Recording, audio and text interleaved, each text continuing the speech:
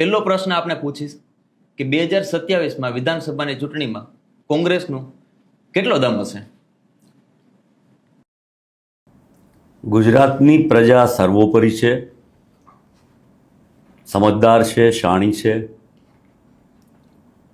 કોંગ્રેસે મક્કમતાપૂર્વક સંગઠિત થઈ ઇન્ક્લુઝિવ અને મહાત્મા ગાંધીએ જે પ્રમાણે દેશને એકત્રિત કર્યા, સૌને જોડ્યા, એટલે સૌને સાથે લઈને જોડે, એટલે જે પાર્ટી આજે કેન્દ્રમાં રાજ કરે છે, રાજ્યમાં 30 વર્ષ કરતાં પણ વધારે સમયથી રાજ કરે છે, ત્યારે એનું કેવું રાજ છે એનો ગુજરાતની જનતાને, દેશની જનતાને ખૂબ સારો ખ્યાલ આવી ગયો છે.